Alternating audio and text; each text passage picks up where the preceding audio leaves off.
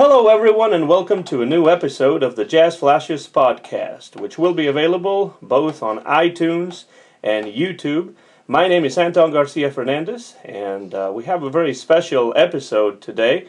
I'm talking to you from Martin, Tennessee, and right on the other side of the line, I can actually see him here in front of me on the computer, is a man who was born in New York City, and he is based out of there as well. He has been a staple of the jazz scene there in New York City, playing at renowned clubs like the Village Vanguard, Smalls, Berland, and many more. I'm talking about one of the best saxophonists I know, Mr. Chris Byars. Hello, Chris. How are you doing? Great, Anton. Thanks for having me on this podcast, and I appreciate your work and your blog and your podcasting on behalf of this music. So it's my honor to be part of this. Thank you.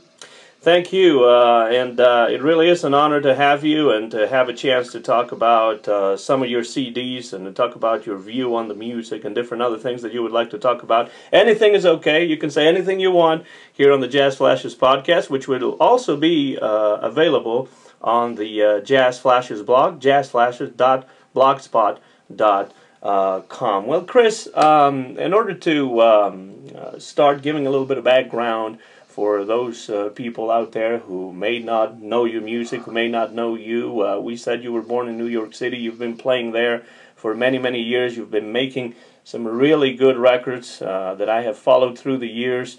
How did you begin getting interested in this wonderful thing, which is jazz music?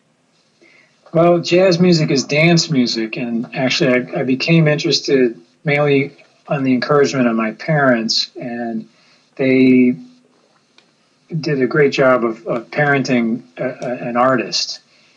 I like to say that I'm from the culturally privileged, not economically privileged, but culturally. Mm-hmm. My parents grew up in a part of Texas that was not culturally privileged, and it was a little bit repressed, and they decided, well, when we have kids, they're going to have every possible access they want to lessons, concerts, you name it, and New York is the place. They're both classical musicians. My dad plays oboe in the New York City Ballet Orchestra, and because it's the ballet, that's dance music. And I grew up listening to, I pretty much know all their classic repertoire, and it's all classical music that's great to dance to. So, he had played alto sax before the oboe, and then he had a band director who said, you're going to work a lot if you try this instrument. Here, play the oboe. And my dad played the oboe, and it took him from Texas to New York, within a few years. So that was a good move, but, he still had a saxophone. He had some records of Charlie Parker that he had gotten when he was a kid, and, he really felt like this music is special. And I think, for me, there was a connection as a listener between jazz and dance, like ballet music. But a couple of things happened. For one, give me a long answer to your question. I was, as part of this culturally privileged kid, I was part of the New York City Opera and the Metropolitan Opera children's choruses, because that's something you can do as a kid in New York City. Opera companies need kids to play the kids' parts. The opera composers wrote for children, sometimes solo roles, leading roles. And if you don't have a kid, you don't have a good opera company. So there would be auditions, and we had to rehearse twice a week, and I would have 5 shows a week sometimes. I was like 9 years old. But of course, as is always the case with a young male soprano or alto, there comes a day when it's all over. And, one day I was in the treble clef, the next day I was in the bass clef, and it was, pretty disappointing, because I was 13, 14, something like that. And my dad said, why don't you try this saxophone? Because that's always going to be there for you. It's not going to just stop like your voice did. And I just got really interested in he gave me Bird and Diz and Bird with Strings. So I didn't have a chance. Of course I was going to love it. That's the 2 greatest records ever. Monk, comping for Bird and Diz, and then Bird playing all those great arrangements. And so I was hooked. I went into the basement on a summer vacation, basically, and spent 3 weeks, beautiful weather, in the basement learning saxophone. And I came out and I could play some stuff. I could take the A Train, Star Wars theme, fun stuff. And that was it. It really, that it's been saxophone ever since then. But I mean, I have, also insisted on writing a lot of music for people and bothering my friends that way. So yeah, that's kind of the story. It started out with classical music in Texas and wound up on the jazz bandstand in Greenwich Village. 50 years later. So you began with classical music, and then you turned to the classical music of the 20th century, so to speak. Exactly. And you've mentioned Charlie Parker. Of course, I remember Charlie Parker being one of the very first saxophonists I ever heard. Believe it or not, together with Tex Beneke. But what other musicians would you say in those early years influenced you besides Bird? Well, I'd have to point my finger to a couple of people I knew in person, and they're still with us, of course. My colleague Ari Rowland, a bassist who I've recorded with, regularly for 30 years, and our teacher Barry Harris.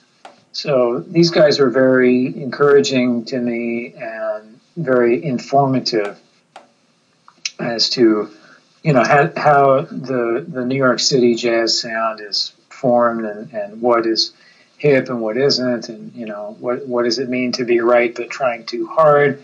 What does it mean to know something that is helpful musically, and to, how to be a team player, all kinds of how to play a melody, how to play a ballad, how to play an up tempo, how to play the blues, all kinds of stuff. Who to call, what tunes to call, what players to call. You name it. These guys have been really helpful. One is my contemporary, but he got a very early start. He was with Barry when he was, I think, 11, or it was just a little tyke. And actually, we have another guy in our band who did that, which is Pasquale Grasso. He's just 20 years younger than us, but when he was 11, he was hanging out with Barry, and he's a fantastic musician. So yeah, I would point to those two. Those two, Ari Rowland, Barry Harris. Thank you both. And you've been a professional musician for many, many years now. But when was the moment? Do you remember a moment when you thought, "This is what I want to do. I want to be a professional musician. I want to play jazz for a living"? Yeah. Well, actually, that was in the basement in the summer vacation. I just said that's what I'm going to do.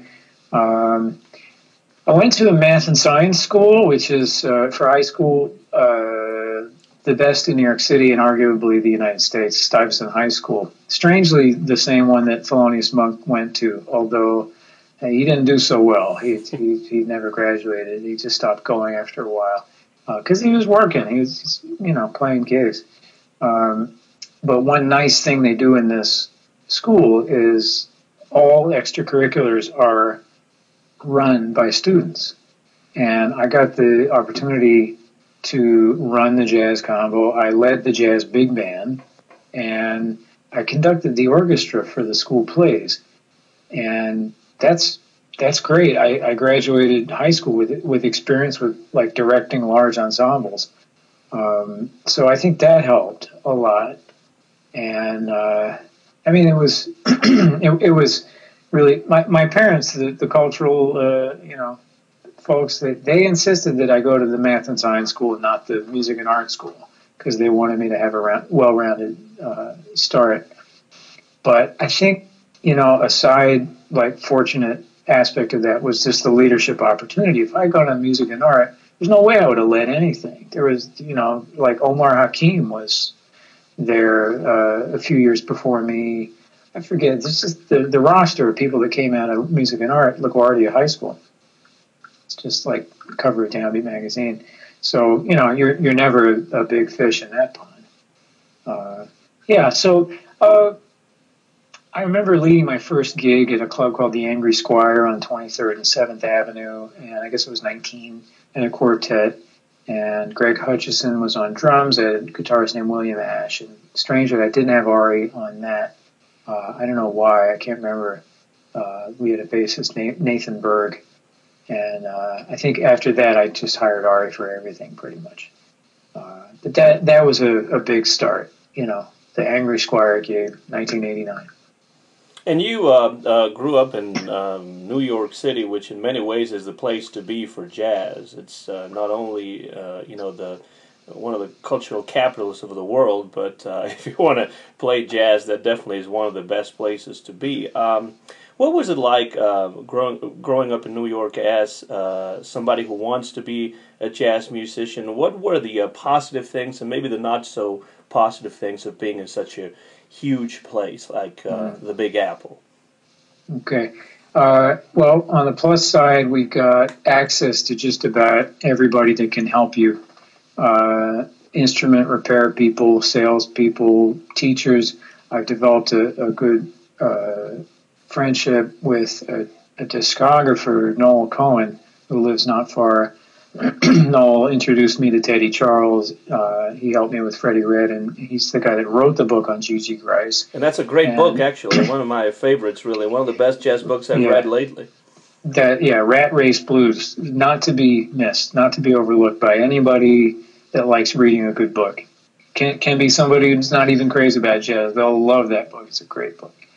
And what else? Oh, one other thing. Noel helped me do a research paper on Lucky Thompson and wrote liner notes for one of Lucky's undiscovered material records. He's done a lot of stuff. He's a really helpful guy. So in New York, you can meet people like this. They tend to gravitate here. These days it's challenging. New York is a little more of a financially based, and by that I mean not that everyone cares about money, which of course they do, and it's kind of always been like that. But actual financial professionals, that's who's kind of migrating to the city, and the artists are getting forced out by high rents, and the venues are raising their prices, so it's hard to pay a cover charge. It's hard to draw. The supply is really high and the demand is just what it would be for any other city. It's not like the audience moved here because it's the capital of the culture. They didn't. The audience is just everywhere. And you've got a city. You've got a city of people that do, they're teachers, they run the subway, they deliver the mail and drive taxis just like any other city. And so they're not as turned on about jazz as the supply side of it is. And man, I mean, there's a different tenor player on every corner. So of course this has an economics angle to it, supply and demand, and so it's hard to make a living. Really, what you have to do with New York, I've found, is you have to leave New York. You have to travel, but then you have to spend time here and be exposed to what you do get from people. Now, what that is very helpful on a fundamental level. I'd say a positive result of being in New York is, this is really basic stuff, but hearing intonation. Someone said once to me, it takes 6 months to sound like you're not from out of town anymore. And the reason why this is, it's a funny thing, a pitch, E flat, let's say, is not going to be in the same spot depending on what's going on. Okay, if E flat is the minor third of C minor, it's going to be in one place. If it's the fifth of A flat minor, it's going to be in a different place, based on just a ton of stuff, how we tuned up today and all of that. But it relates to the bass note, and depending on what that interval is, if it's a minor interval, major interval, perfect, augmented, etc., you have to hear it. Now, instruments like the piano are tuned as a giant compromise, so that it always sounds almost okay, like almost perfect. But when you get, let's say, an a cappella chorus, all the singers can adjust slightly so that you get these really resonant intervals, and if they really know the sound of what they're doing, and like where their note fits in. In classical music, I think it's just a question of knowing the piece. You know, here, this will sound better if I just play it this way.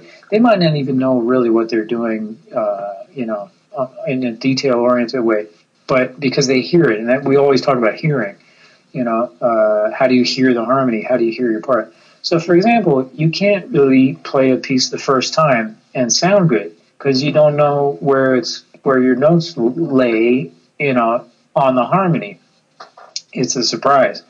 And with New Yorkers, they tend to, the more they nail something, the more they shape that intonation to make these resonant intervals. And something like the saxophone, you can adjust just with the tension in your jaw and your lip exactly where that pitch should go. So something like this, when you leave town, you may not encounter that kind of, you know, playing with other people, and you'll lose it. You know, you need to sharpen that up and be here. Now that's intonation. There's a whole other similar thing with rhythm, and the attention to detail that rhythm has. And with rhythm, if I can draw a parallel, a lot of people like baseball. Our greatest on-base hitter guy, Pete Rose, who's not in the Hall of Fame because he gambled, but he's the greatest hitter in a way. He would look the ball into the bat. He would turn his head and just make sure that ball hit the bat. And it's kind of like that with rhythm. You have to guide, you know, to the last millisecond, where is this beat? A lot of people go on memory. They'll kind of set up this concept of, okay, like for example, how we get through our day. At 4 o'clock, I'm going to do this. 5 o'clock, this happens. 6 o'clock, this happens. Now, you can get through that pretty effectively without checking your watch. You know, you just kind of estimate. Never look at the clock. But you're not going to be on time. You're not going to walk in to your third appointment at 6 o'clock unless you've been checking your watch. And you're not going to walk in right at 6 o'clock unless you were looking at your watch at like 5:59 and 45 seconds or something. And so it's this kind of detail that I think New York musicians have to the ones that are concentrated, the ones that are wanting to do well. You know, of course, there's all different levels, and this can be accomplished somewhere else. But it's just kind of what I see in terms of habits and what people expect of each other here is this attention to rhythm. You got to pay attention. You got to live in this present moment all the time. You know, just because you sounded good 10 seconds ago doesn't mean it's going to work now.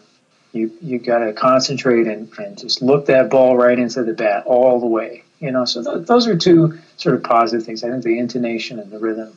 I could go on and on though with elements of music, repertoire, tempos. People, you know, play faster here. They'll play a slow ballad. They'll play all these medium tempos that are harder to play than people realize. And obscure tunes. They're, you know, you got to keep that repertoire interesting for people. You don't want to keep playing the same songs. I could list you 10 songs right now that I'm really sick of hearing, you know, out in the rest of the world that need to just get X'd. Let's get another 10, people. All right. So, Anton, not to sound, you know, New York centric though, because it is about spreading this music everywhere and incorporating the styles of you know, we come back with music from abroad and we play it. We come back with musicians from abroad and we say, you know, you're moving here, you're too good, you know, come on, well, I need you in my band. I have two guys on what's it called? I want to say A1 visas. In my band, two Italians, and you know, so there's a relationship with New York and the outside world. But I like to call it New York City jazz. The concept is, you know, how does the music sound from here, informed by, you know, the years of tradition. Anton, we have local cats here who were never really that famous, but have been part of like just carrying the ball for it all these years. Jazz weddings, you know, no one really like made the cover of Downbeat by playing a jazz wedding, but there's some guys that sound great, and that's how they've made their living over the years, you know, just playing some cocktail party or something. and they're excellent musicians. You won't hear about it, but they're part of our scene. Teachers, ensemble players, that aren't leaders, and they're just in a big band. They've got a lot of heart when they play. So it's about all these guys.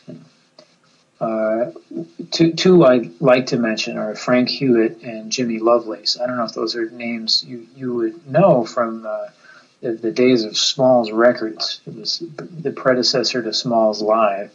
And Frank Hewitt, great pianist, and Jimmy Lovelace, my favorite drummer of all time, really. I mean, that I got to play with. Although I love a lot of drummers, they're great.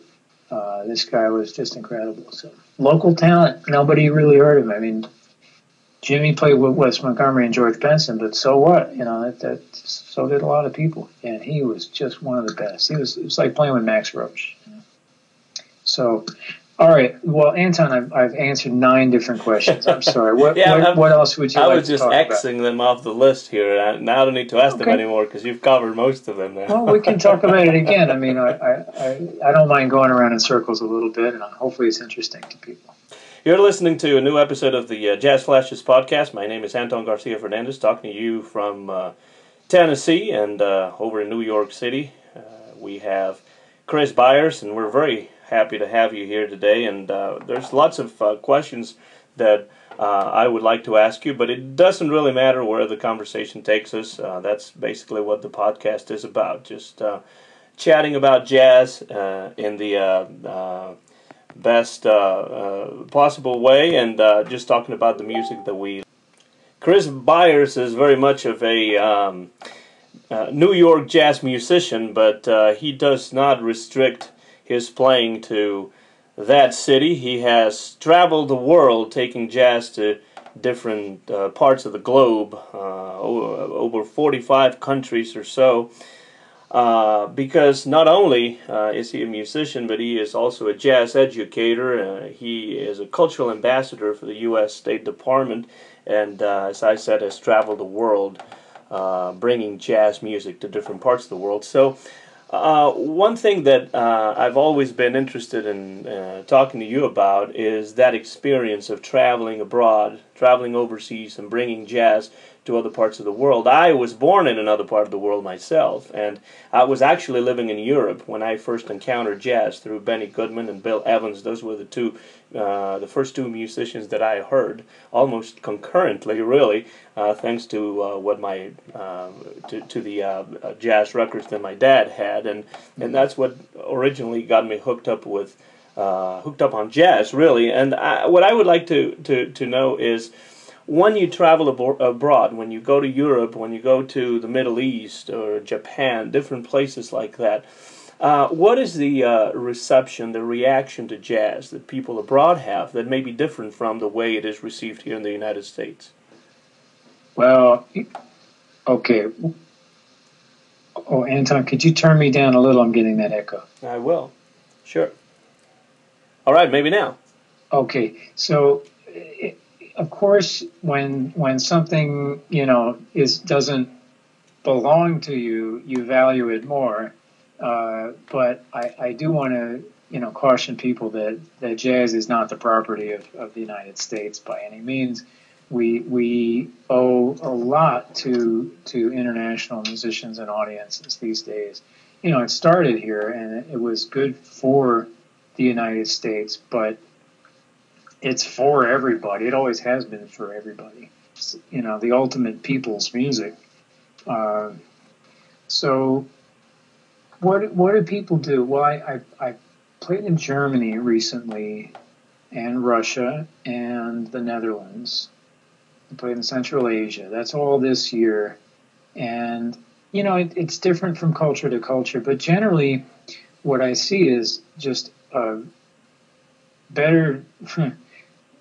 For the lack of another term, better listening technique. I mean, people are calmer, able to sit and open their ears and be patient, for a longer period of time. I think attention is the new, gold bullion. It's the currency that it rules the world. I mean, of course, people think it's money, but if you get people's attention, then you've got it, you know. And it's harder for, I think, cultures that are so rewarded with instant gratification and you know, being led, being dragged through something as per the wishes of the you know, the composer or programmer or whatever it is.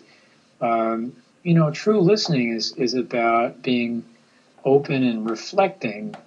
How does this thing relate to me and my life and my life experience?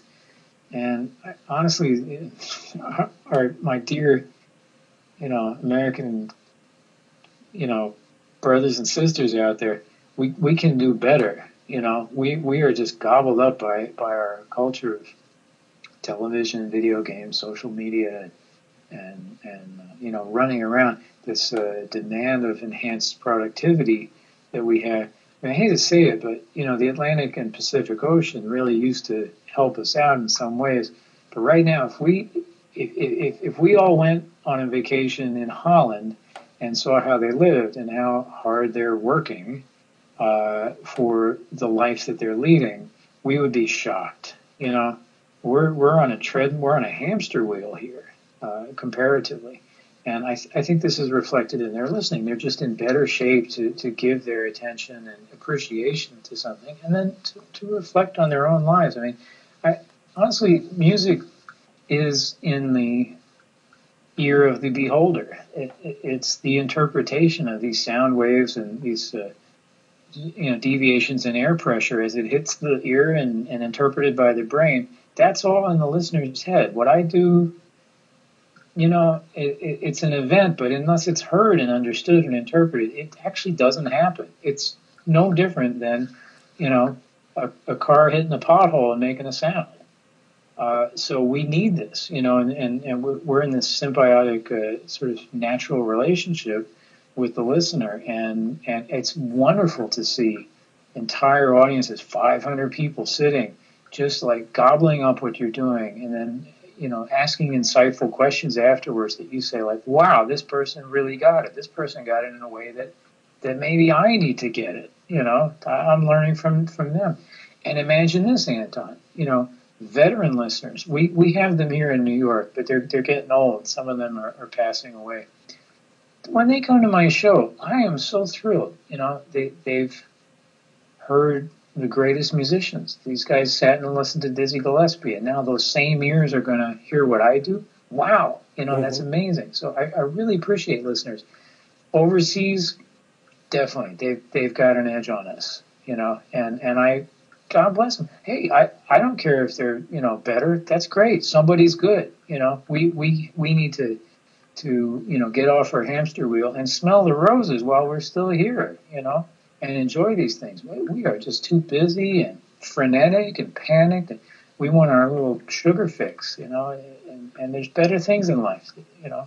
Now that goes to show that jazz does have an international audience, a global audience, and that actually goes back to, you know, the 1950s and 1960s when there were many great jazz musicians here in the United States that couldn't make a living as musicians here on American soil, and they would move to Europe or to other parts of the world, and they were sometimes better received over there than they were in their own home soil, so to speak. Sure. Do you think that's something that's still happening in a way that jazz musicians in particular could make a better living by playing Japan or by playing Scandinavia or, you know, some parts of the world like that? Well, it exists in all directions. So you've got musicians that come here to be a part of this scene. You've got musicians that move from here to be there in college positions or band positions like the WDR or Metropole, something like that, these European radio orchestras. And you know, you've got also people, well, everybody really must do this at some point. Just go on the road and play a month, you know, on tour. This is how you make a living, but it's also cross-pollination of the mutual scenes, you know. And gosh, Anton, that goes back thousands of years. The musicians always traveled. I forget, I was in Central Asia, and I heard, it was Tajikistan, I heard a story from a local music fan who said, we at one point had a conflict with, two Central Asian nations. Of course, the nations back then were much smaller. They were tribes. And so to settle the conflict, each one sent their best musician. And the musicians, played mutual concerts, and the audience decided, that was the better concert. So your tribe wins this time. You can imagine that. Sort of like the Olympic Games of music. Yeah. So, the musicians back then, they would travel and pick up stuff along the way. The Silk Road, there were musicians on the Silk Road. And there's so much music out there, so many things to benefit from. I love how Eastern music morphs into Western music and back and forth. Just as you go out with the degrees of, I guess it's longitude. What's the one that goes up and down? Latitude, longitude. As you go from east to west or west to east, it just gets a little bit more toward the other side of the spectrum. Now, you've been teaching for a long time, but when did this relationship with the U.S. State Department begin? Well, it was on a lark. Ari had gotten an email saying there's an audition tomorrow at Jazz Lincoln Center for bands that want to go out on the road for 30 days. And we had nothing ready. And in one night, we got everything ready. Now, we had some recordings and photos and all that, but it wasn't assembled. Ari had to scribble out some essays, and we had to come up with an educational plan, stayed up all night. Went in there, we got to the second round. We got in the final. I guess they picked 10 bands. And I think that was 2007 or 2006. And that was the tour. It went to Russia, Turkmenistan, Slovakia, Slovenia, and Saudi Arabia. And we got another one the next year. We did it under my name. That first one was Ari Roland Quartet. The second one was mine. We went to Bahrain, Syria, Oman, Jordan, and Cyprus, and one other place that I'm forgetting in there. Oh, that's Lebanon? No. Kuwait. And the more we did this kind of thing, we would develop associations with the people in each country, both musicians and the embassy people. And the United States Embassy is under, this hiring code where you can't stay in one place too long, because as an American, you will become, more sympathetic to the Japanese, than you are to the United States. So they have to move you around. And so what that meant is after a few years, everybody we knew in one country was now in another country, and we could just say, hey, how about Pakistan? Want us there? And before you knew it, I think we've hit 60 countries now by 2016, 2017. And a lot of those we've been to multiple times. I think we've done 130 programs, something like that. And that's not program days, that's programs. So 5 days, usually average. A lot of time out there in the embassies.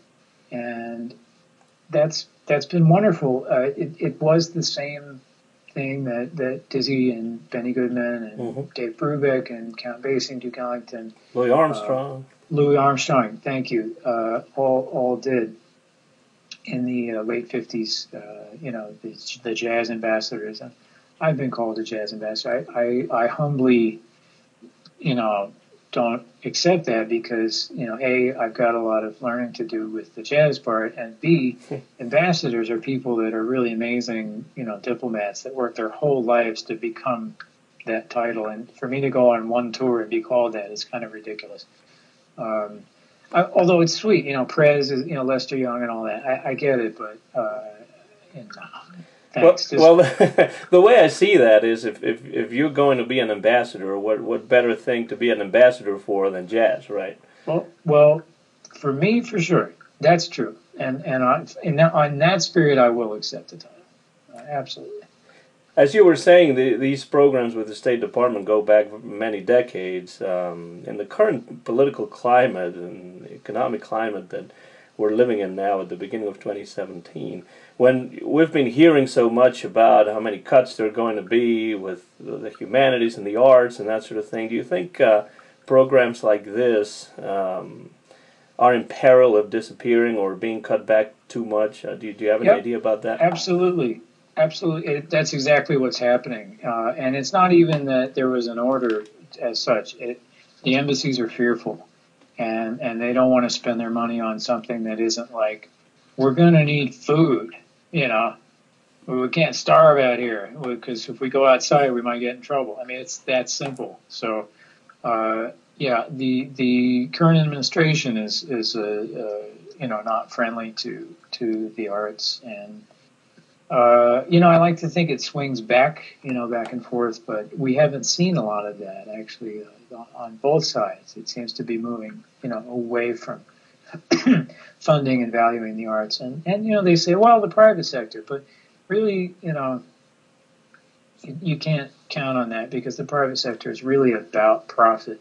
And so if you're going to only let what is profitable thrive, then everything's going to be based on a popularity contest. And you're going to have things like, American Idol, The Biggest Loser, that's going to be your jazz. It's going to be contest winners, and contest winners generally are successful because they're satisfying to the broadest palette of understanding listeners. So, that's not really what the great musicians were going for. They weren't saying, how do I make everyone happy? They went for their artistic vision, and you came along. You think Thelonious Monk was trying to make everyone happy? No, I hope he was at least trying to make himself happy. But well, that's right, and he was playing for the people, but he was not going to change what he did because he wasn't understood, and our understanding grew as a result of that. And now his music, we're getting around to understanding it. He still sounds like he's a modern guy. Still sounds like he's playing now. So in this environment, is someone like him going to thrive? It's tougher. Of course he can. Of course anybody can. Until they say no more music allowed, anything is possible. But it's tougher now, and I look forward to what we need to realize is when things are taken away, that it's just as important to get them back and then some. Take it back and then expand on what you got back, because then you get the balance that's right. If you just get it back where it was and then it goes away again, you're going to get the balance is halfway in between nothing and what you want, and that's not acceptable. So let's go for it, and let's value the arts. Let's teach our kids. Let's encourage youngsters. Let's come out and let's buy let's download a 99-cent iTunes thing instead of listening to it on YouTube. And put $1 out there, towards the artist. These days, like buying a CD or something, it's like voting in a local election, where like the mayor's race is decided by 3 votes. It really counts. The CD sales of artists used to be, 10,000 was like a successful CD. Mm-hmm. I got news. 10,000 is wildly successful now. You're a success if you sell 1,000. It's pathetic numbers. It's really hard to get people to pay for stuff. So if you pay for something, it matters more than ever. Mm-hmm. It's going to be a huge impact. That artist will feel that, and it counts. It really counts to their survival. So, which obviously means, that what you're saying reminds me that, of course, recording CDs, making albums is no longer, if it has ever been, but it's no longer the primary source of income for musicians. Definitely not in jazz. So that is something that has really changed in the last, say, 20 years or so. Yeah. When I was coming out of college, I remember this goal. Someone said, so what do you want to have? What's your goal? What's wild success? And I said, I want a record contract. That's what I want to have, which is foolish because look, I know we'd be nowhere without records because we wouldn't be able to hear great musicians. But from an artist side, actual recording is a drag. You go to this cold room and there's no audience, and you got to play it perfect, or else they make you play it again. And by the third or fourth time you're playing a song, you're sick of it.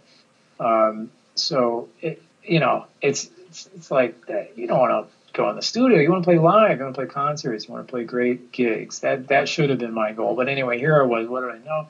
I want a record contract, and that goal doesn't exist anymore.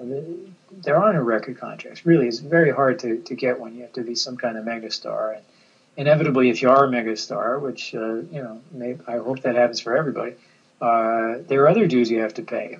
It's a drag too. It's a drag to be in that position. For example, all the stars now that were expecting to make $5 million and they made $2 million, they have people mad at them to the tune of $3 million. I don't have anyone mad at me to the tune of $3 million, so I'm doing much better than they are. This you're right. This has changed. What we have now is live streaming. We have direct contact with people on a new scale, where you can engage your fans. You kind of have to do it automated on some levels, because you just don't have time to talk to thousands of people. So Facebook posting is one way to keep people up on the what's going on. Instagram, that kind of stuff. And yeah, YouTube is helpful, but it's the problem is it's free. And Anton, if I told you one day, I put out on a fruit stand, here are avocados and they're perfect and they're free, and next week free, right? And then a week after that, avocados are now $2. No one's going to buy the avocados because they were free last week. Now they're not free. We're not buying them. And this is what's happened with music. Like if I can get something for free, and now you tell me I got to pay for it, I'm going to pass. I'm going to listen to music I already have. So that's where we're at. I wish it weren't the case, but it was a pretty unnatural 100 years anyway. This recording thing, that was weird. You mean to tell me I could put my headphones on and through my eardrums I can hear music that I'm not hearing in the rest of my body, and the people are dead or they're not in the room with me? Like, what the hell is that, man? Let's get in the same room with our musicians and support them and be present. Like that is the process. That's the Paleolithic way to do this, and it's always going to ring a lot truer. Our bodies are made out of water, and sound carries through water. You can hear a whale 20 miles away, or a whale can hear another whale. When we are physically moved by music, on a molecular level, it repairs our bodies. It repairs our souls on a level we can't understand. And this recording thing is not really where it's at. We got to hear it live. We got to go out and check the music and let it hit us. Well, at the same time, it's nice to have recordings of some of those gigs so that you can actually listen to it when you haven't had the chance to be there.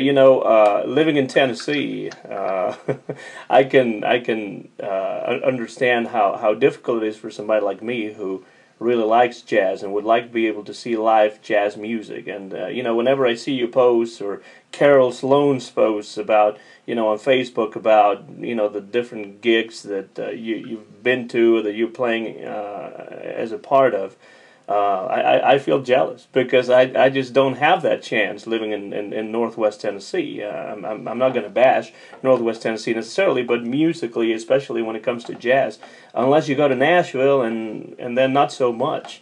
It's very difficult to actually stay in touch with the music that you love. But I totally agree with what you're saying about the recording industry, and I do agree with you also that it has been a pretty unusual 100 years in that respect.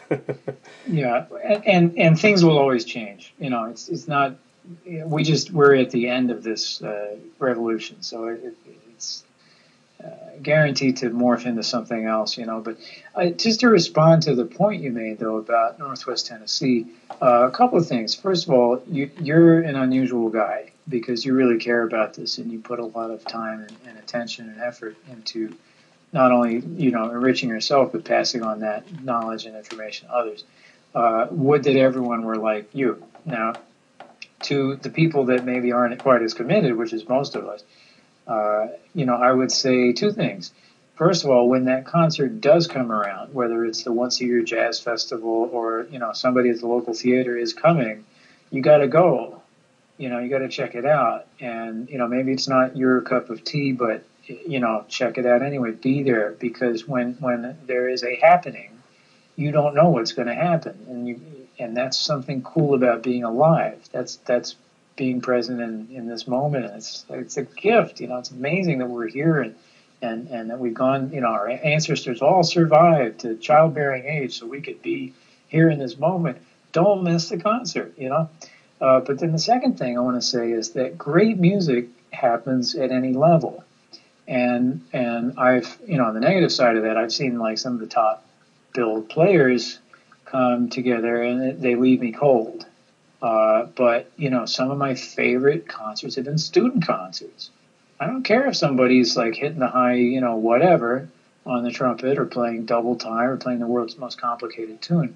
If they're playing with feeling and they mean what they say, it's just as fulfilling. And gosh, when you're surprised that they're pulling it off, it's even more exhilarating because there they are. They're giving it their all and you didn't think it was going to happen. That's lovely.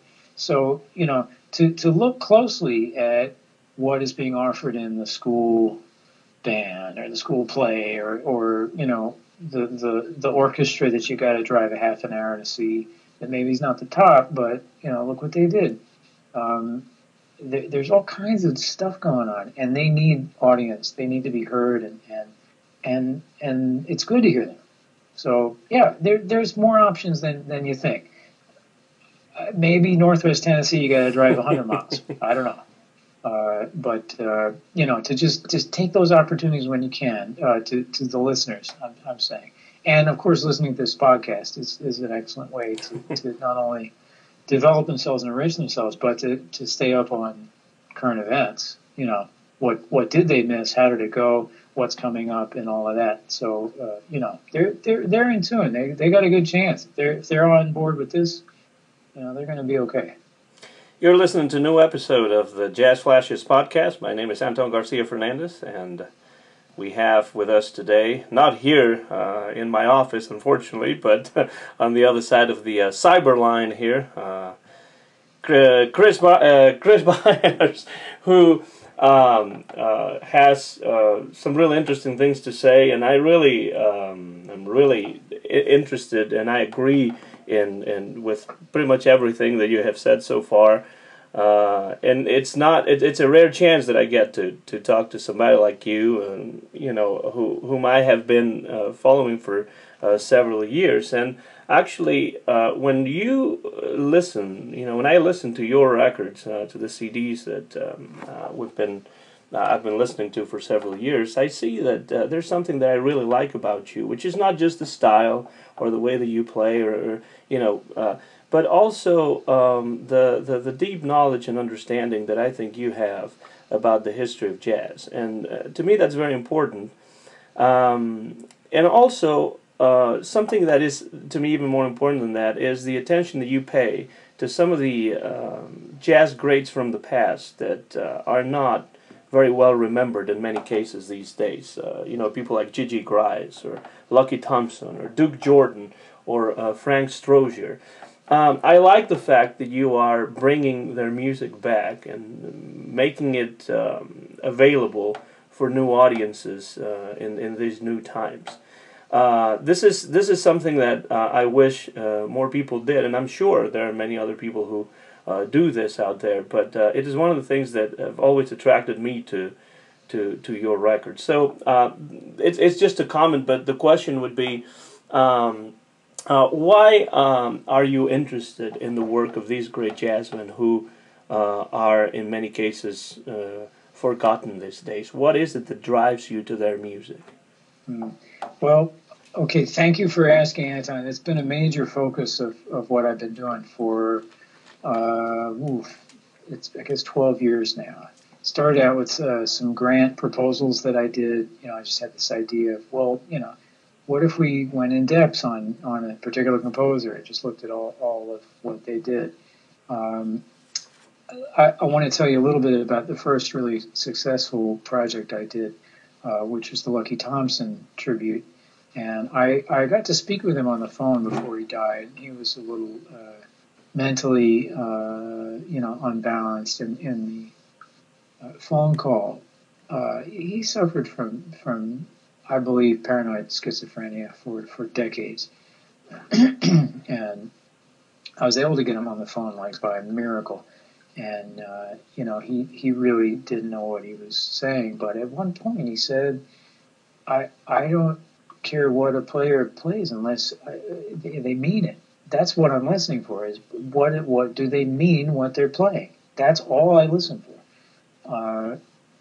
So what I did with him was, in the indulgence of Mitchell Borden and Smallest Jazz Club, I put on 4 nights of music where we played, I believe it was 60 of his tunes. It was a couple months of transcribing and arranging and rehearsing. We did a trio, quartet, quintet, and octet, 1 night each. And what I was amazed by in that effort was the ability for Lucky Thompson to be himself in multiple manifestations. Being a one-hit wonder is a little bit more possible than to be prolific. To be prolific, you might be writing that same song over and over again. And actually, this was something Monk said about Gigi Grice. He said, I always know it's a Gigi tune, which is amazing, because how do I know it's him if it's a tune I haven't heard before? And it's not the same tune, right? That's a good trick, So there's something about the behavioral decision making that goes on in the composition that tells us who it is. And all of these writers have it. Freddie Redd has his way of going about it. I could write you a tune like him and use the kind of decision making styles that he would make, and you go, yeah, that does sound like Freddie. But also, I could do that with Duke Jordan. I could do it with Teddy Charles. And it's been fun over these years of studying these composers to just pick that up. A kind of a way of dealing with things, like this mystical personality that they have that exists in simple choices, like chess moves. How can you have personality in a chess move? But it's there. It really is there. So. Yeah, I've gotten a lot out of it. It's been a wonderful process, and the people that have been with me along this journey: John Mosca, Ari Rowland, Stefan Schatz, Zaid Nasser, Keith Bala on drums, sometimes Sasha Perry on piano. We've all had a great time learning this stuff. We got to play with Freddie Redd. We got to play with Teddy Charles. And like I said, I spoke to Lucky Thompson. Oh, the Gigi Grice program was really sweet. As you read Rat Race Blues, you know the story about how he became a teacher, and I hope you're comforted that as you're a teacher as well. Yes. He was a very intense and successful elementary school teacher. The way he went about it, you would have thought he was a college professor, but he's teaching little kids and expecting so much out of it. Well, it's so interesting. But, as a resident of the Bronx, I had his former school within 5 miles of my house. And so we set up a program in that school to play the music of Gigi Grice. And his son, Bashir Grice, and his widow, Eleanor, for whom the tune Eleanor was written, came to the school and saw our program and took a bow in front of these kids. By the way, that school is named after him now. It's the Gigi Grice School, Bashir Qasim Gigi Grice Elementary School, PS 53. And this was like really cool. There were a couple of teachers that were old that were still there from when they were young and Gigi was teaching, and they talked about him. They said he was the best teacher they'd ever seen in anything, not music, but any teaching. And so we felt like we had a chance to really touch history and to, kind of stir up the paint can a little bit. It was really fun. So and oh, by the way, our writer Noel Cohen, he came to that and he talked to the kids, and we really, got to play. I felt like it was a CSI cold case. The trail had been dropped 20 years earlier, and here we are on the scene playing. Here's this music. It's really, really great. Really fun. When you mention that about teaching, Chris, it really hits home for me, because I always tell my students that the only reason why you would become a teacher is because you really like to teach. I don't think there could be any other reason why you would become, for example, a Spanish teacher or a music teacher, a math teacher, because first of all, you're not doing it for the money. Because there's not really a lot of money in it.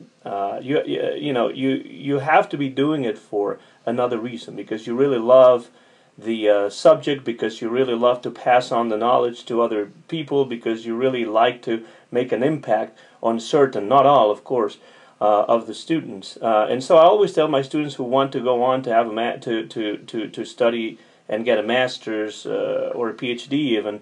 I always say, make sure you really like doing this, because if you don't, you will hate it, and the students will hate it as well.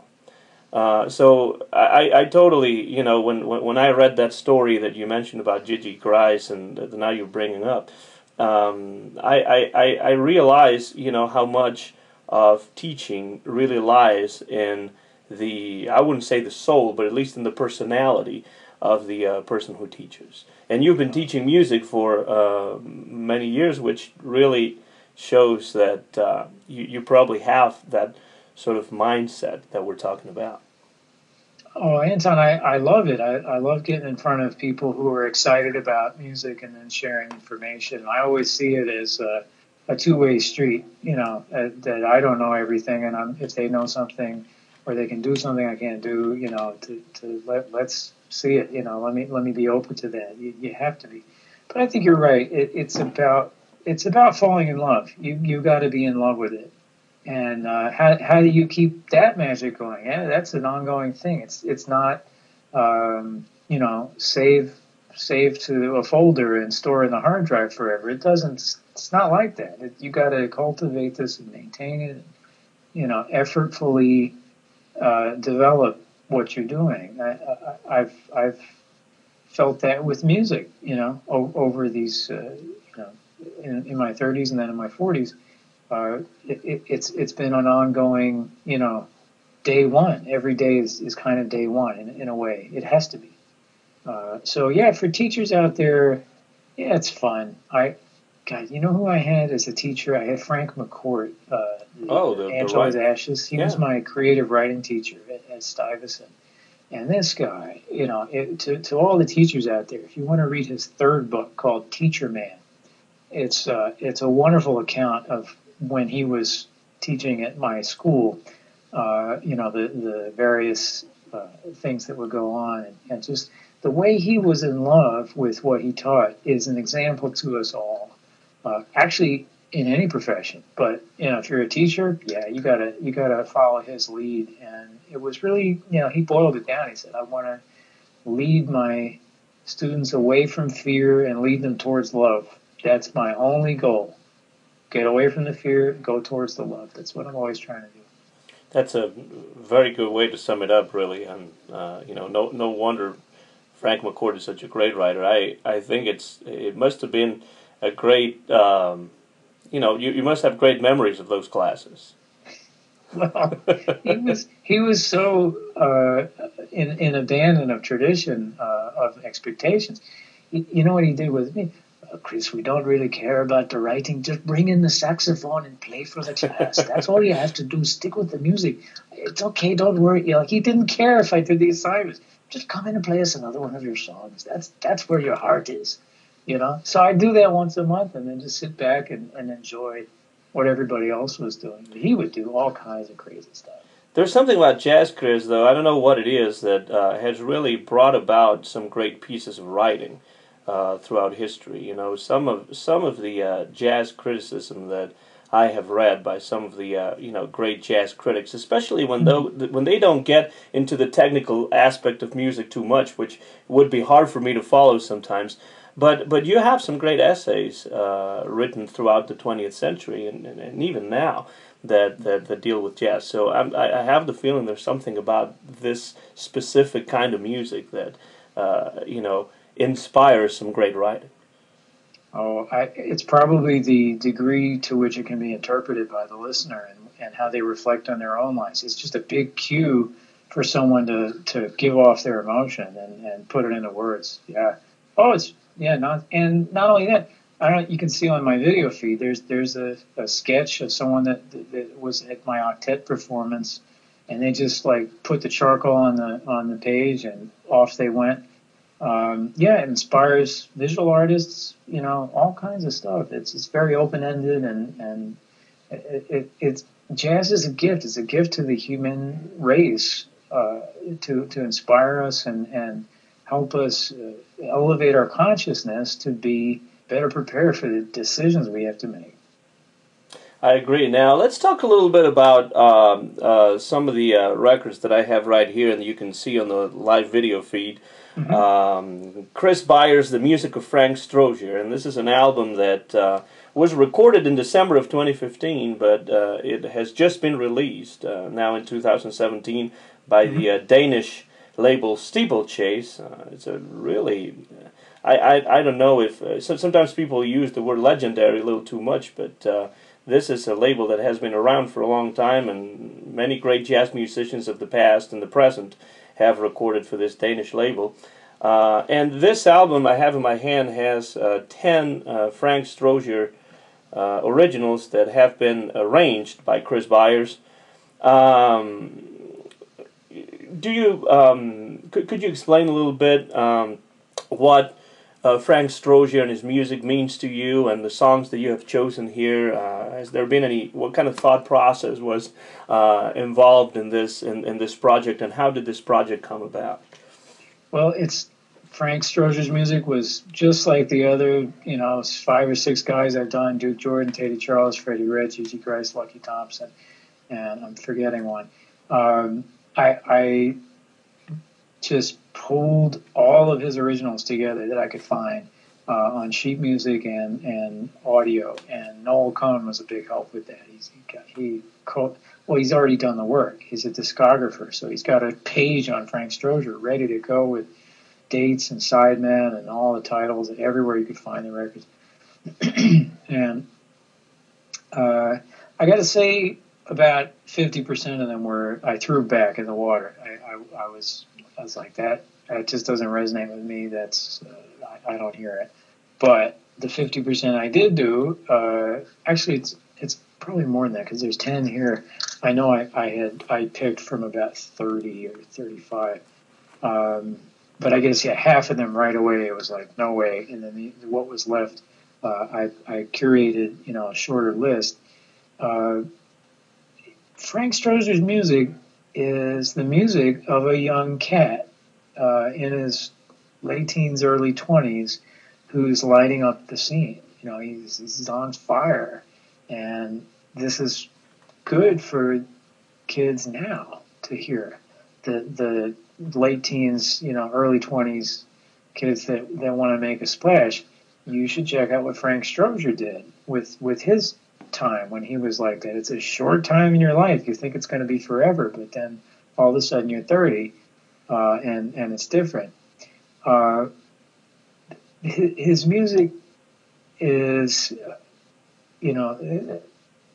he dips into Coltrane's vocabulary a bit, but he never makes it symmetrical, which is nice. It's always off in some way. Everything's offset, like a Miro, Mondrian, Chagall. Things are just a little bit, too long or too short in some respect. Whereas Coltrane's really, really patterned out. So in that, I hear a poetic content. There's something poetic about his choices, very melodic. One thing I'm not able to do when I do these tributes, by the way, there was another one, Thelonious Monk. I just did a 90 Thelonious Monk, that's right. of his with a big man. in Freddie Red's case, I could get his playing. And in Teddy Charles' case, I did record with him. So we had the example of how he played. But, Frank, he's alive, but he doesn't play anymore. And he wouldn't anyway. He's not really taking anyone's phone calls. So I'm not going to play anything that he would play. I'm not going to be an actor. I'm not Robert De Niro on the saxophone. I'm me. But I was inspired by something about his playing, an aspect of sort of this youthfulness, really going after an idea with full abandon. And that's fun. That this record was a blast. It was really kind of going for it in a way like when you're in your early 20s. You don't care so much about how you look to everyone else. You're going to do whatever you want to do, and you just go for it. And there was something about this CD that was like that. Frank Strozier, who actually grew up in Memphis, not too far away from where I live. That's right. A couple He's a Tennessee guy. He's a Tennessee guy. That's right. But he moved to Chicago, moved to New York City. Played with Miles Davis there. He is, as you mentioned, not very well known these days. But I've always had a soft spot in my heart for his music. Records like the one I have here, "Cool, Calm, and Collected," which is definitely true about his playing on that album. And then "Long Night" is another album I really like by him, both of which are fortunately available on CD. And he has played, with great musicians like Chet Baker and Shelly Manne and Don Ellis. He lived in California for a while. I'm not sure if he still lives there or not. I believe he's in Rhode Island. Rhode Island now. Yeah, but not much has been written about him. Other than of course that great website that Noel has, where he has all the great information about the discography, which is invaluable to people like me who are always interested in knowing who plays on what record and when they were recorded and that sort of thing.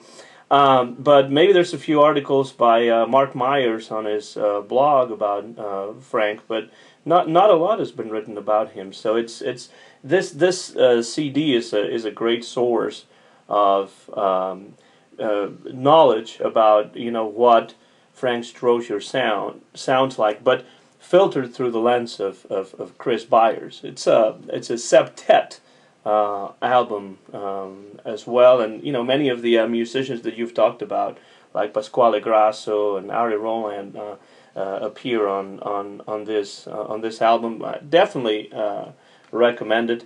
The Music of Frank Strozier by Chris Byars, and it's got a picture of you on one side and a youthful picture. Well, not. What would you say of Strozier on the left? I think he's younger than I am now. That looks like he might be, late 30s. I don't know. I don't know the guy, but he was a young cat, and that would have been a little bit later in his career, I think. Mm-hmm.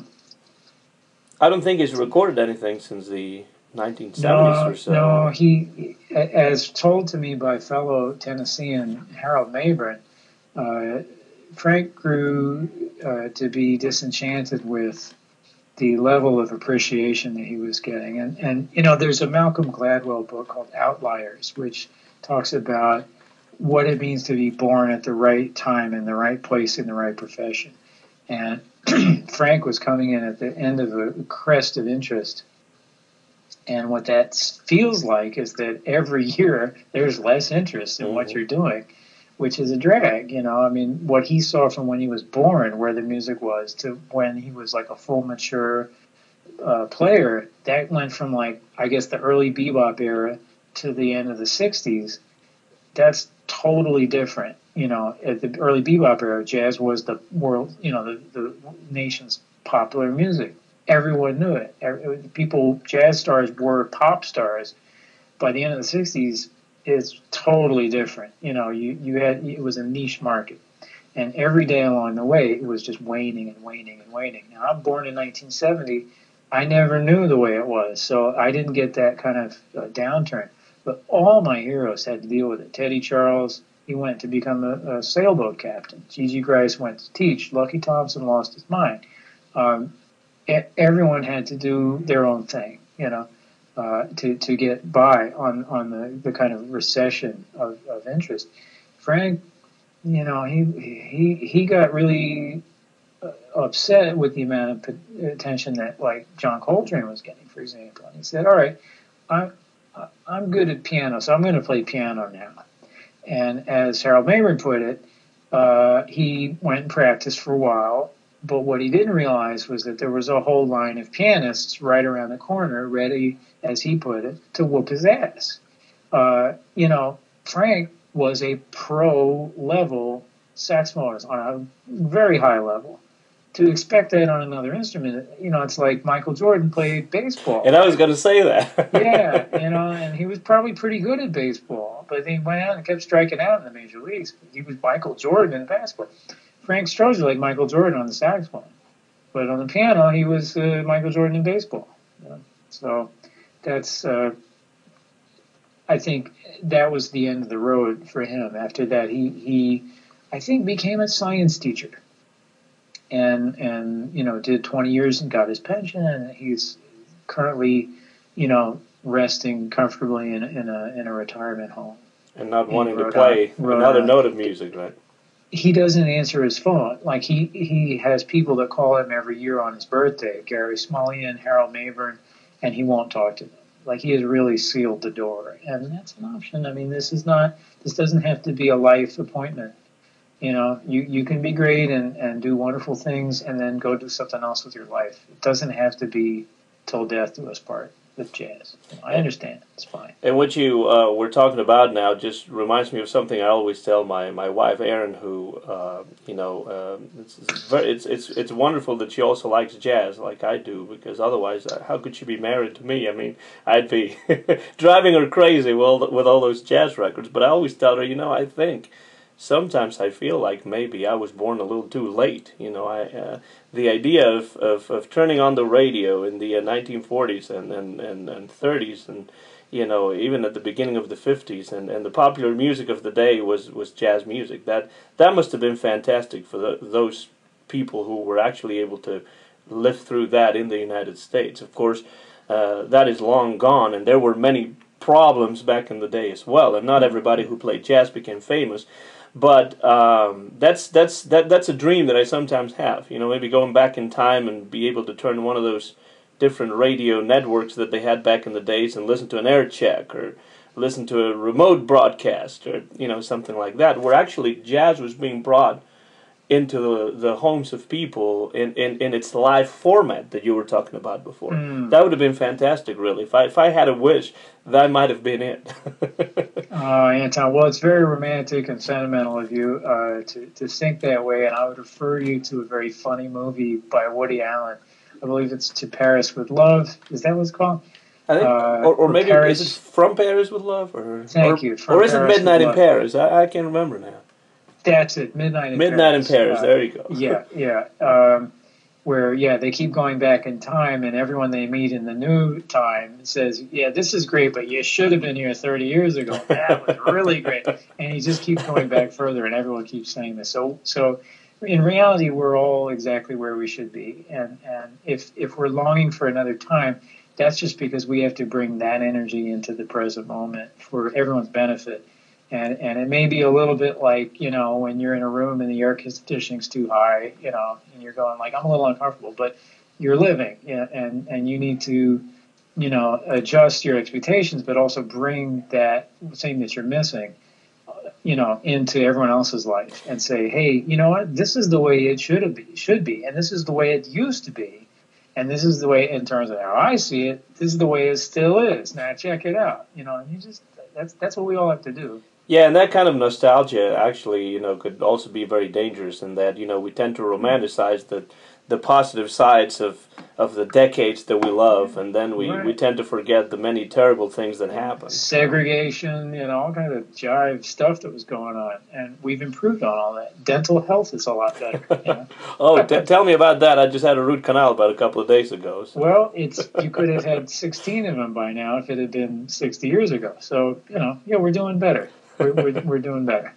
You're listening to a new episode of the Jazz Flashes podcast. My name is Anton Garcia Fernandez, talking to you from Tennessee, and we have Chris Byars on the other side of the line today. This podcast will be available on iTunes and also on YouTube, and you can also find it in Jazz Flashes, the blog that you can find at jazzflashes.blogspot.com. Now, the other record I have here in front of right in front of me is Chris Byars 2 5s, and this CD actually was recorded in March of 2014.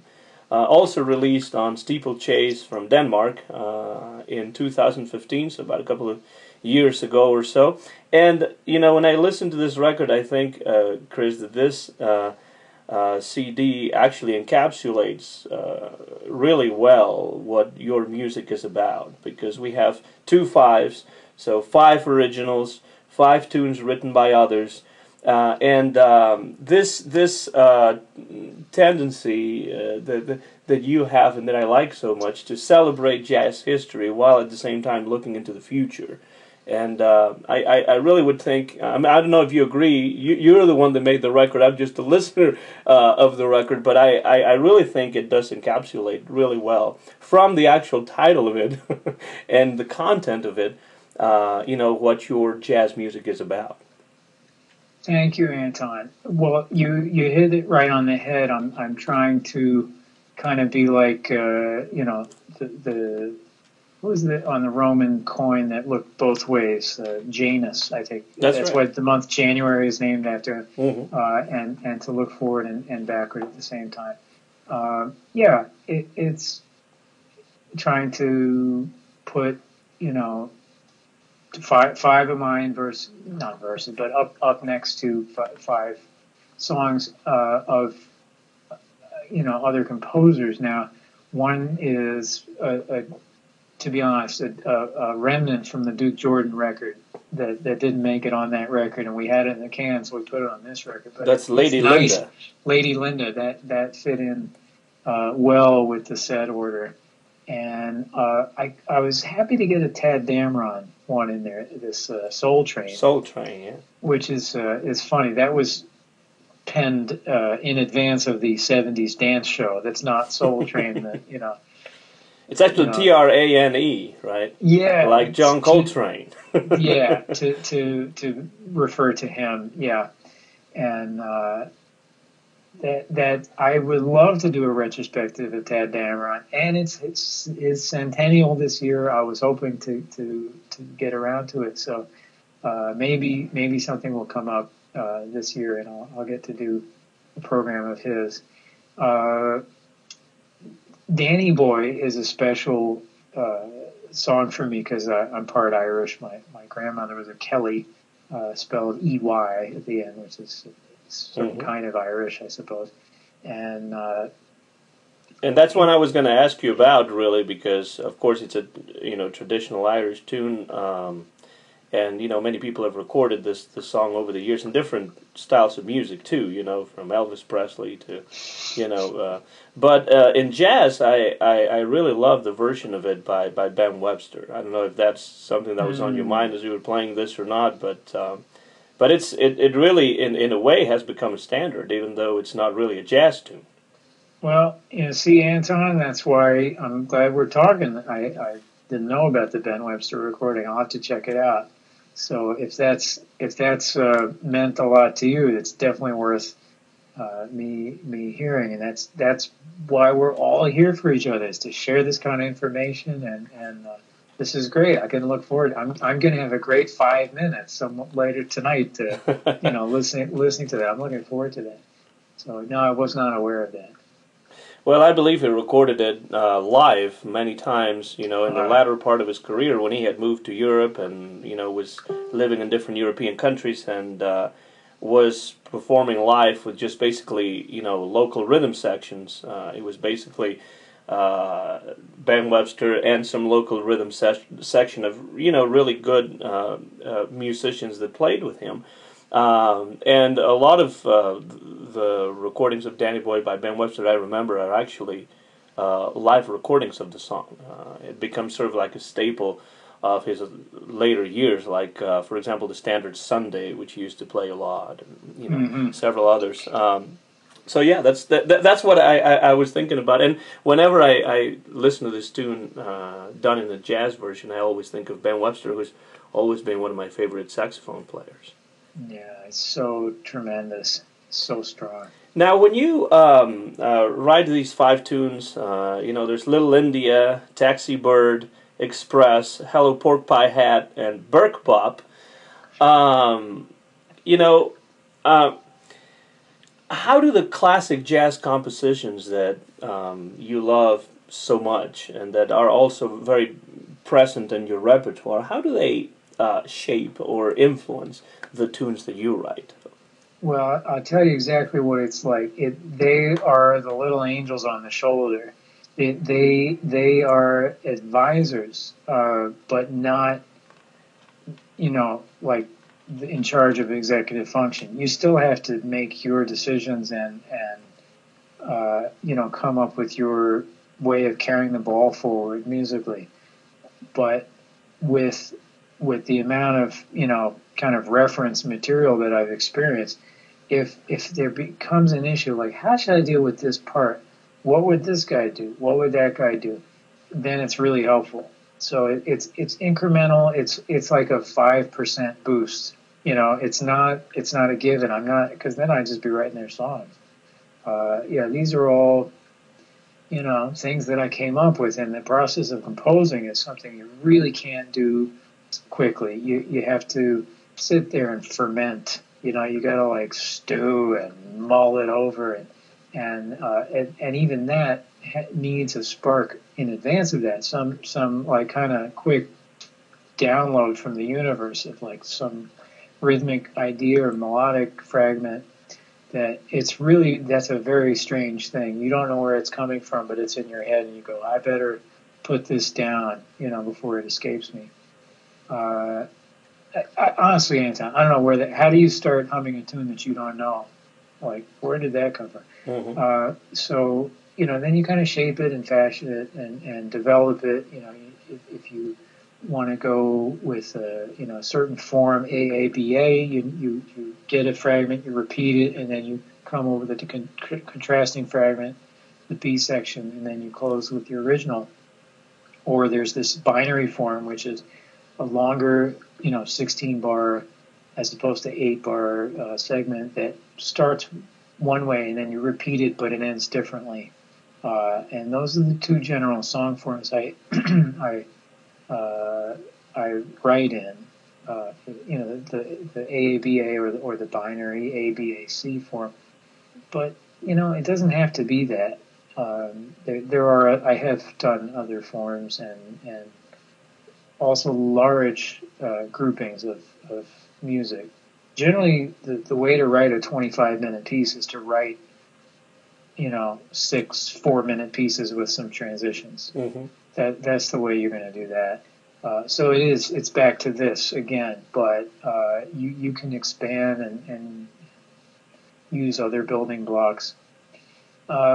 These particular songs were conceived with the instruments in mind, the people that are on this record.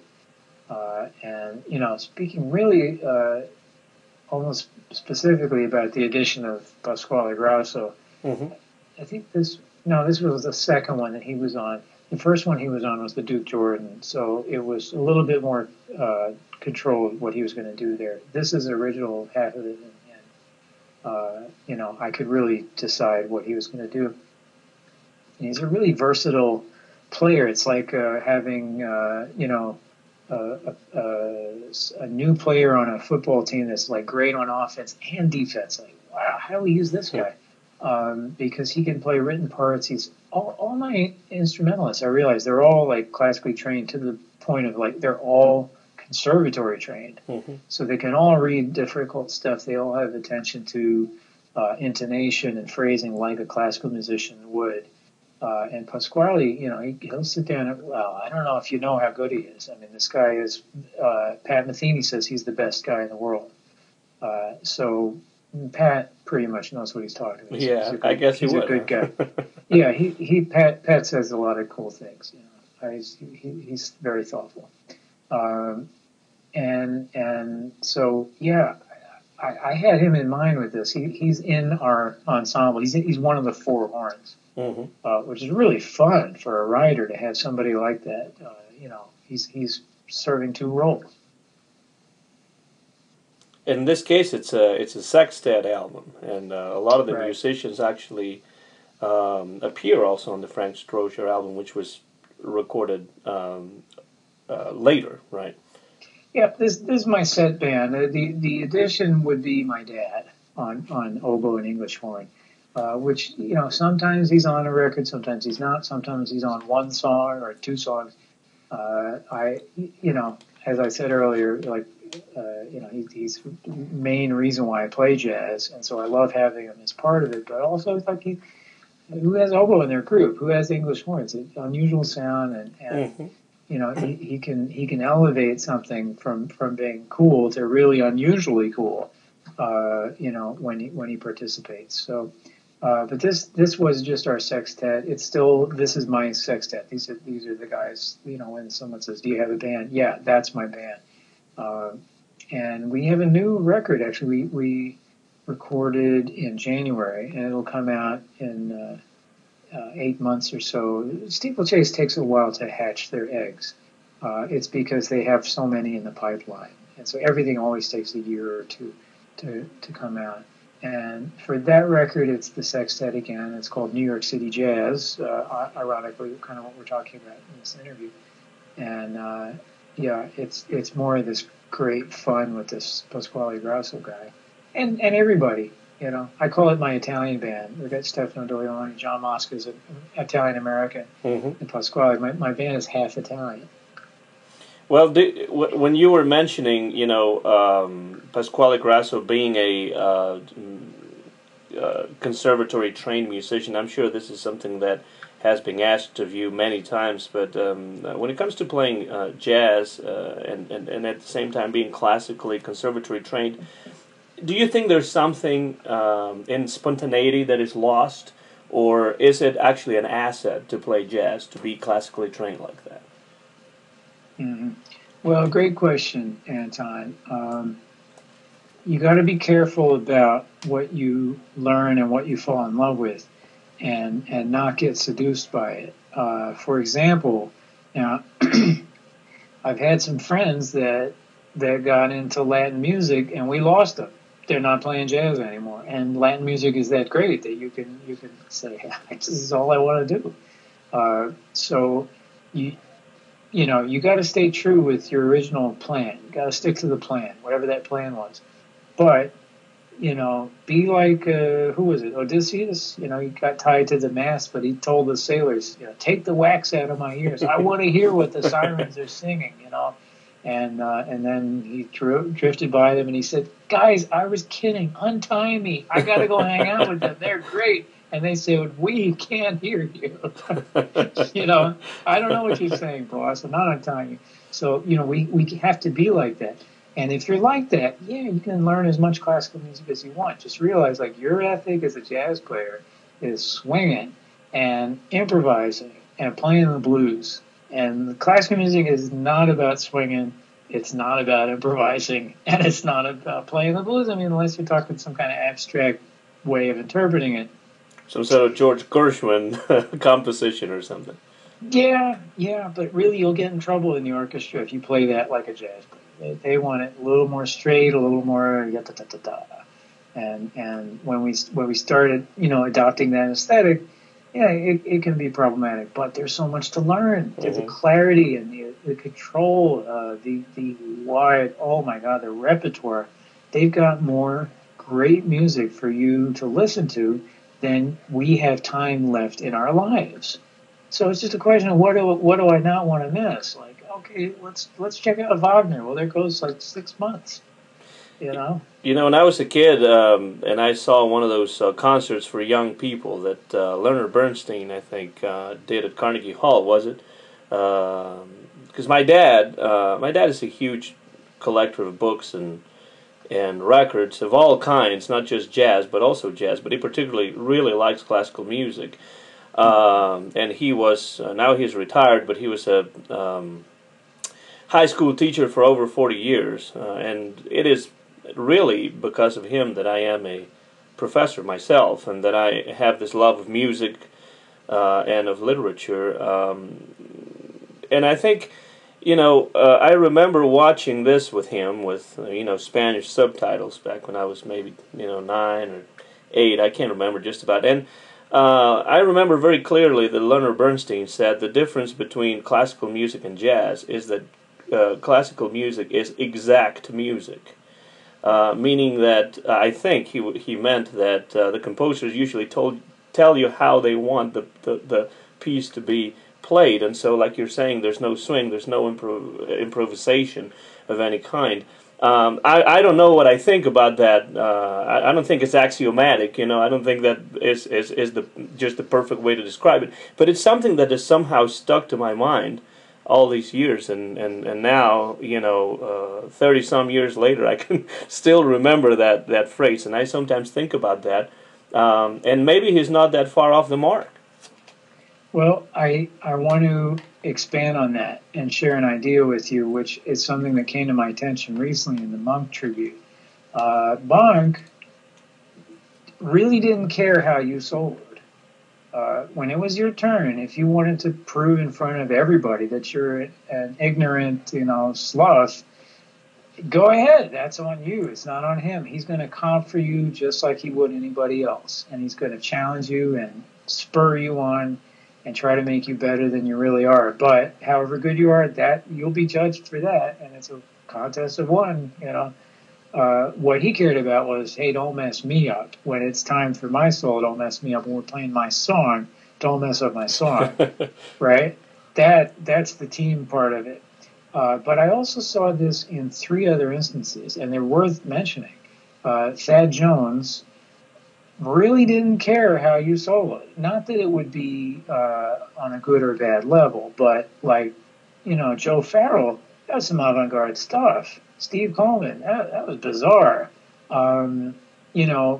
He had some wild cats in there, and that was fine. Hey, it's your solo. Go nuts. Go be as individual as you want. Duke Ellington, same thing. He wanted you, and he would. For example, Steve Little told me a story about playing in the band when he took over for Sam Woodyard in the 60s. Duke had no drum parts. Never wrote a drum part. Mm-hmm. And so Steve said, well, hey, Duke, you don't have any music for me, and I don't know the songs. Can I at least listen to some recordings? And then Duke said, no, you can't. Just show up and play. And he'd have to play like these advanced suites and everything with no chart and no rehearsal and no recording of it. Because Duke wanted, I want to hear you. How did you play? I don't want to hear what the next guy did, or the last guy did. And then the last example was Prez, who told the drummer, he says, I don't care if you take a hatchet to your drums. Just give me that titty-boom on the ride cymbal when I'm soloing, and then we're all fine. So it really, all for Monk, Thad Jones, Duke, and Prez, if it's good enough for them, I think that's pretty much what the aesthetic is. It's about the solos, and what you're saying about exact music, they wouldn't stand for that in classical music. They'll tell a soloist, hey, you got to hear it this way, That thing you're doing, I'm hearing it this way. Or I know what the composer would have wanted. He would, here, I'll sing it to you. Play it more like this. In jazz, they'll just turn you loose. Go ahead, do your thing. So I think that's the difference. And in that way, Bernstein, I think, was right. It's an exact music.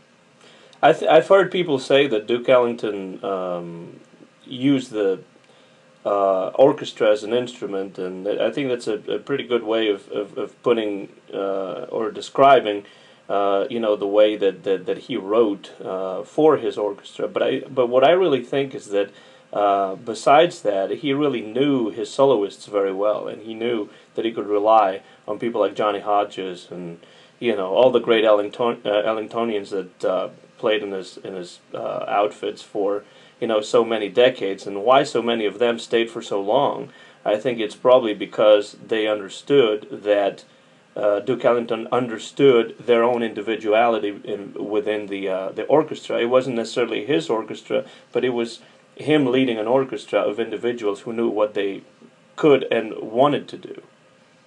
Well, it's exactly what was the case, and they would sound better as themselves under his environment than they would out there on their own, because he would set it up for them, and he knew how to do that. But, as a writer, you need to do this. And I would say that's all the writers out there. When you write your note for that person, think of them. See their face in a little note head, and imagine them playing that note or that phrase or that part and sing it the way they would play it. Because if you know who they are, you know how they play. Mm-hmm. And then you're going to have a better chance at hitting the mark like Duke did. It's like a playwright writing a play for a specific actor or a specific cast of actors, right? Exactly. Because really the interesting thing is that really music always needs somebody to play the music. The music itself doesn't exist without somebody that plays it, just like a play doesn't necessarily exist really until it is put on stage. So I think that really is a great comment, Chris. I finally have in my hand this album that I really love, and I must, not that you have to be objective, because I don't think anyone can be objective when describing the music they love, and you don't even need to strive for that, I don't think. But this album I have in my hand, Freddie Red with Due Respect, and underneath the title we have the names of Chris Byars, John Mosca, Stefano Doglioni, Jay Anderson, and Billy Drummond. This album also released by Steeplechase. So all three of the albums we're talking about today were released by that great Danish label over in Klampenborg, Denmark, Steeplechase. This album is really a jewel for those of us who love the music of Freddie Red and who have heard the great Blue Note sessions that he, not too many. He didn't really record a lot, but those that he did are fantastic from the 1960s. Now, how did this project come about, Chris? Well, I played with Freddie a couple of times at Birdland and at Smalls, and Nils Winther of Steeplechase was interested in recording Freddie, and it took a few years. They wouldn't come to terms right away, but eventually it became possible, and I got Freddie out there, and Nils was just so thrilled to have somebody on Freddie's level. Freddie's the last living pianist who played quartet with Charlie Parker. They're all gone now. Hank Jones, Duke Jordan, they're all gone. This is the last guy. And he sat down and recorded, what was it, like 35 minutes of usable material in one set. Just banged it out. This is when he was 83? Mm-hmm. 82, 83, I mean... Yeah, in his early 80s anyway, because he was born in New York in 1928, so... Oh, that's right. So, no, he was 85 then. And he's turning 89 next month. He lives pretty close to me, and I'm going to go see him probably this week, play him some music, and he's in a retirement home. He's got a little CD player there. I'll bring him some CDs and hang out. He's a lot of fun to be with. So yeah, Freddie did 2 records. There's one. What's it called?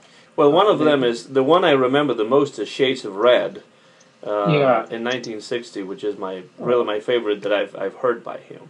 Yeah, that's an amazing. But he also wrote the music for the play The Connections, which I believe he also turned into an album for Blue Note.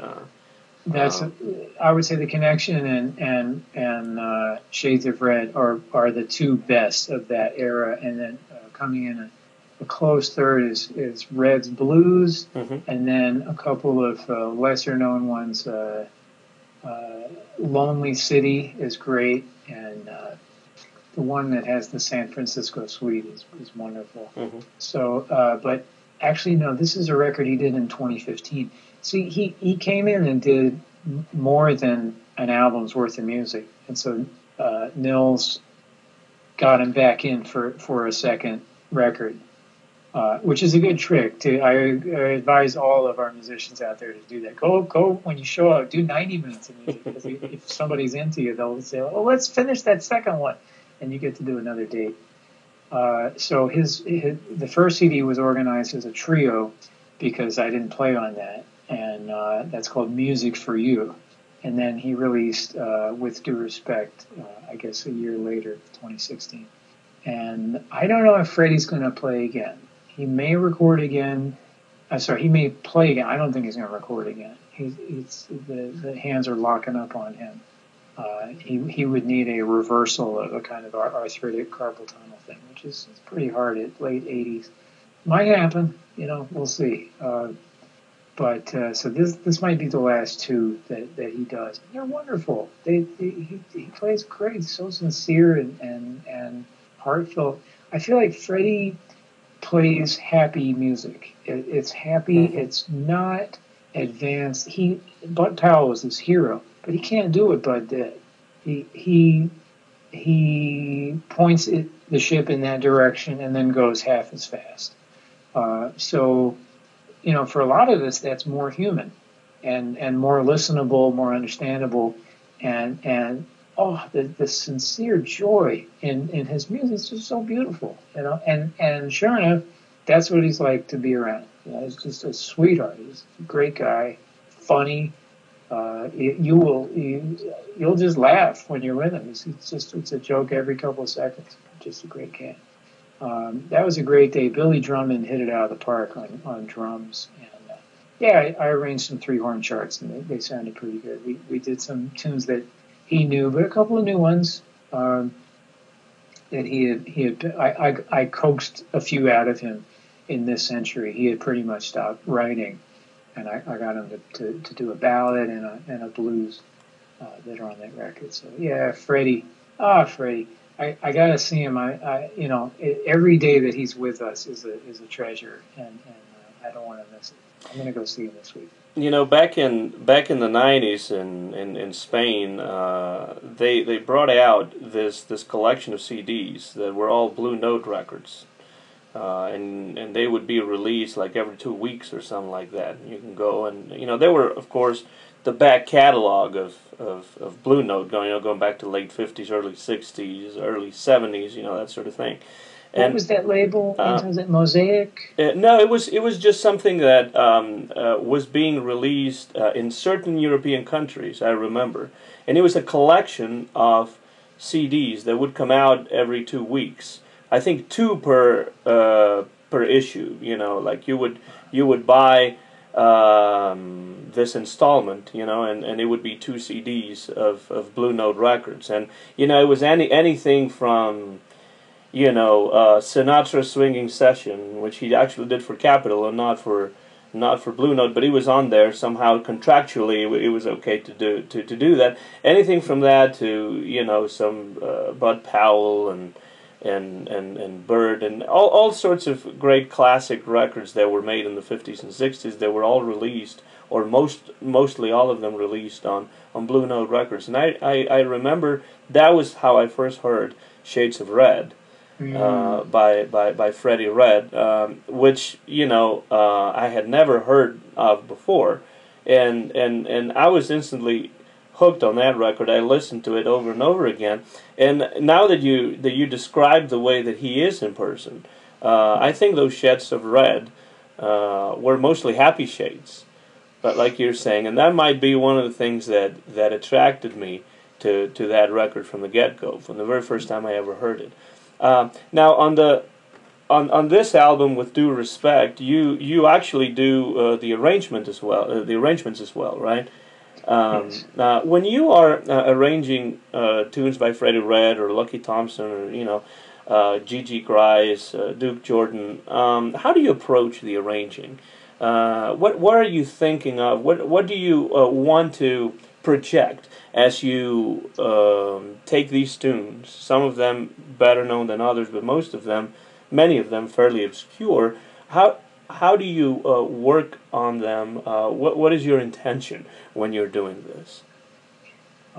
Well, arranging is kind of like the guy that comes in and fixes the cabinets in your kitchen. It's a funny job.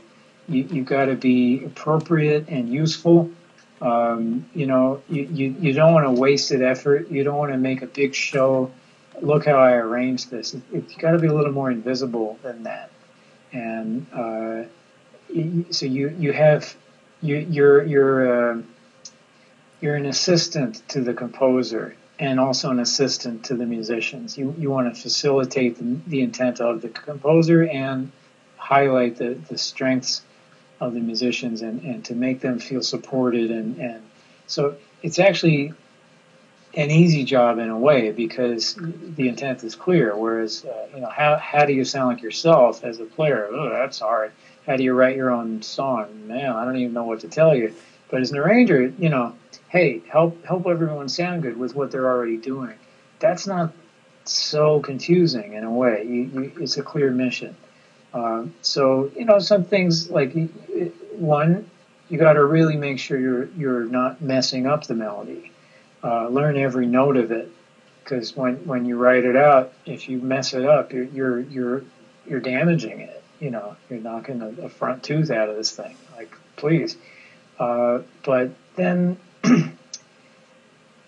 you have to pay attention to the flow and realize that writers, while we write out of time, because you can go back and fix something, you know, when it's played, it's in time, and you have to judge the effective time on the listener and on the musician. You have to relieve the fatigue that happens of like repetitive statements. You know, certain areas like too many high notes we get tired of. If the phrases always go down, a few too many times of that, it's like, hey, you know, is it raining or something? What's going on? You know, so variety. You know, you have to try to balance all these little things, but it's so behind the scenes. You know, imagine a fashion show, right? You're the person making sure that the clothes go on the model right before she walks out. You're not the model, and you're not the designer. You're helping, and it's in a way it's like a very clear mission. So it's I had a great time. You kidding? Like Freddie Red, it's not a silk purse out of a sow's ear. This is a joy. This is like, oh, I can make that sound good. It already sounds good. I don't have to do anything.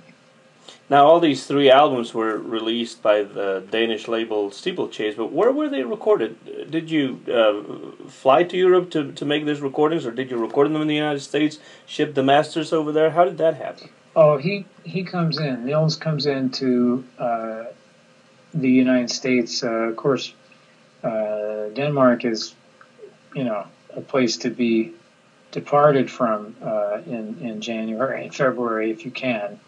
There's no sunshine and it's very cold. So he'll go to South Carolina, and on his way down and on his way back, he comes through New York and records like 10 CDs.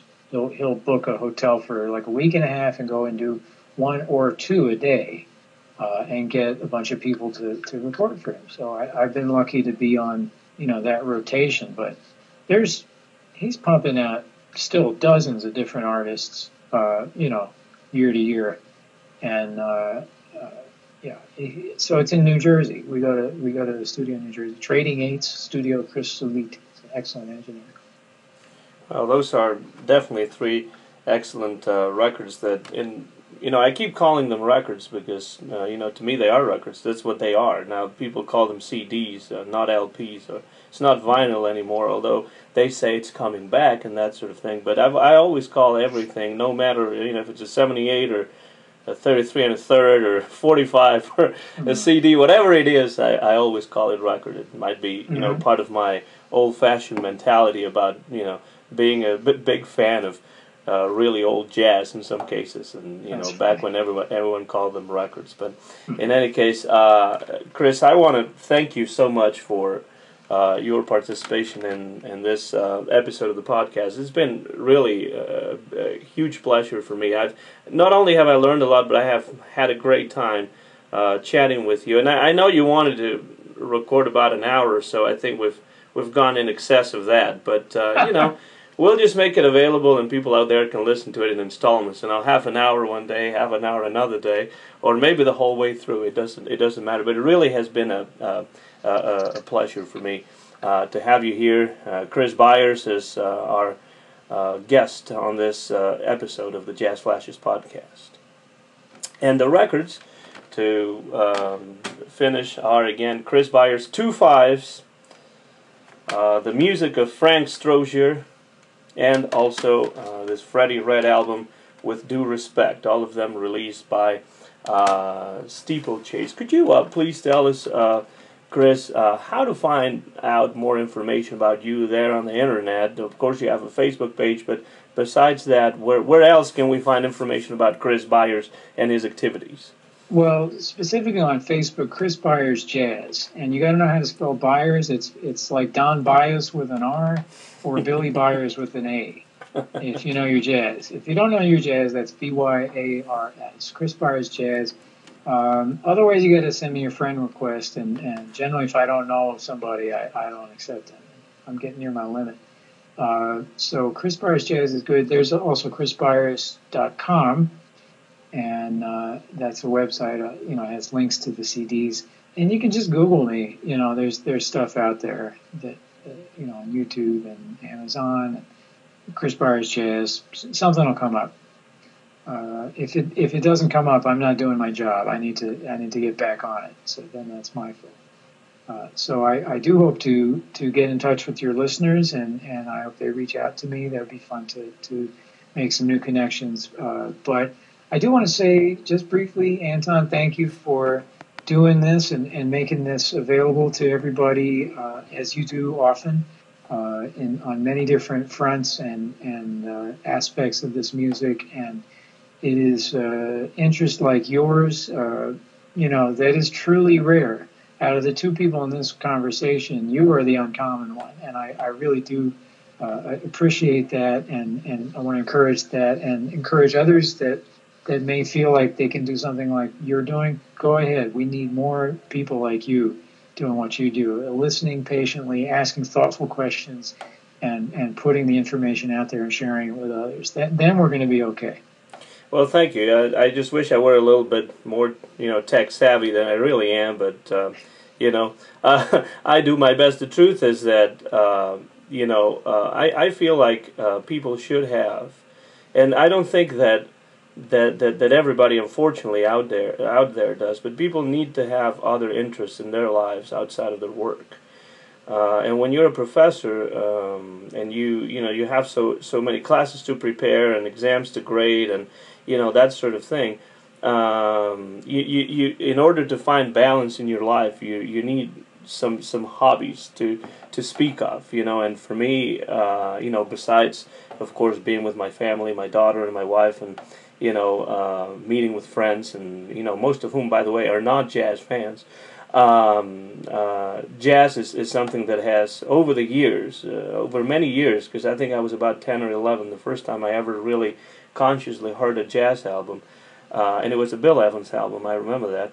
Over the years, jazz has been a constant companion anywhere I go, and it has always been something that keeps me sane, keeps me happy, keeps me thoughtful, and just keeps me alive in many ways. And that's why I do this. Of course, not for the money, not for notoriety or anything like that, but just because I truly love the music and I truly love people like you. So if there is a reason why I do this, is because there are people like you who play the music and make us happy, us listeners out here. This has been a new episode of the Jazz Flashes podcast with Anton Garcia Fernandez talking to you from Martin, Tennessee. You will be able to access this podcast on iTunes, also on YouTube, and also on the Jazz Flashes blog, where I write my short articles about jazz whenever I have the time, and that's at jazzflashes.blogspot.com. We've had as a guest today New York saxophonist and clarinetist and flutist as well. He's a multi-instrumentalist, the great Chris Byars. Thank you very much, Chris. I really appreciate it, and I hope to be in touch with you, and maybe we can do something like this again soon whenever you have a new record out. Anytime, Anton. Thank you. Thank you. Bye-bye now.